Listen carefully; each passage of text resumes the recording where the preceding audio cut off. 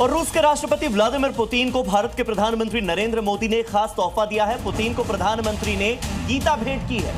रूसी भाषा में लिखी गई गीता ये है जिसको तोहफे में दिया गया है। तोहफे में दी गई गीता सबके लिए प्रेरणा का स्रोत है, ये कहा प्रधानमंत्री नरेंद्र मोदी ने। पुतिन को पीएम मोदी ने गीता भेंट की। वो तस्वीर इस वक्त आप देख पा रहे हैं, ये रूसी भाषा में लिखी गई गीता है जो सबके लिए प्रेरणा का स्रोत है, कहा प्रधानमंत्री नरेंद्र मोदी ने। और आइए भारत आए राष्ट्रपति पुतिन के लिए जो ये पूरा कार्यक्रम है किस तरीके से रहा, आईटीसी मौर्य होटल को चुना क्यों गया, उसकी भी जानकारियां आप तक पहुंचा देते हैं। ये आपको बताएंगे कि आईटीसी मौर्य को ही क्यों चुना गया, कोई और होटल या फिर दूतावास क्यों नहीं। दरअसल इसके चयन की भी एक प्रक्रिया होती है जो कि प्रोटोकॉल के तहत पूरी की जाती है। प्रक्रिया समझ लीजिए।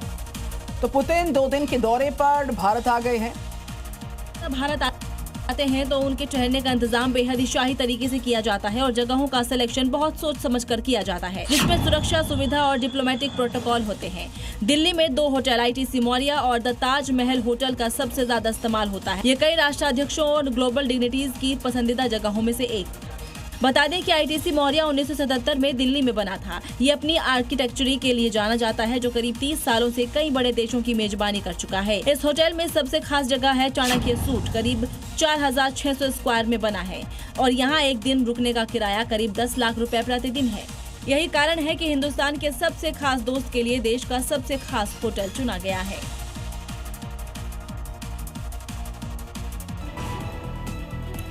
भारत पहुंचे रूस के राष्ट्रपति पुतिन का भव्य स्वागत हुआ। प्रोटोकॉल तोड़कर पीएम मोदी ने की एयरपोर्ट पर अगवानी।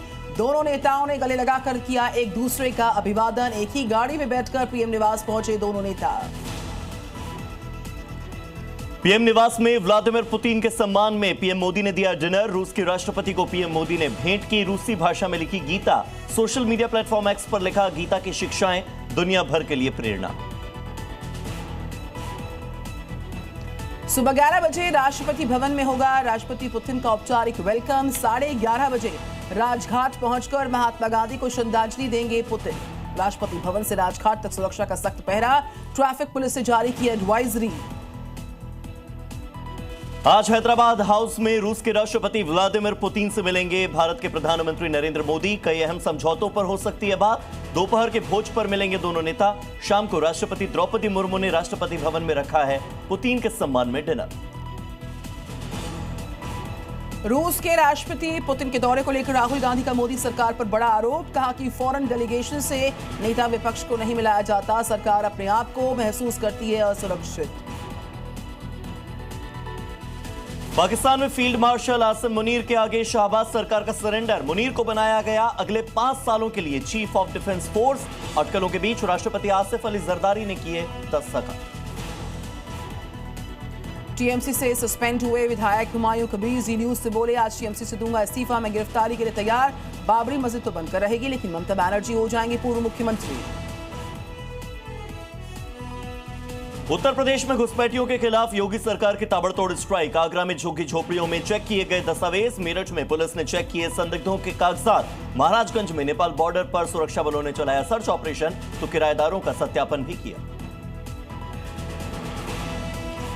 उज्जैन में महाकालेश्वर मंदिर की सुरक्षा में बड़ा बदलाव हुआ। नए साल से नई कंपनी संभालेगी सुरक्षा का जिम्मा। 1000 गार्ड्स होंगे सुरक्षा में तैनात। सुरक्षा पर 20 करोड़ रुपए खर्च करेगी महाकाल मंदिर समिति। और बिहार के बोधगया में शादी समारोह में रसगुल्ले के लिए हुआ बवाल। दूल्हा दुल्हन के परिवारों के बीच में जमकर हो गई मारपीट। दोनों तरफ से जमकर चले लात घूंसे, खाने का सामान उठाकर फेंक दिया।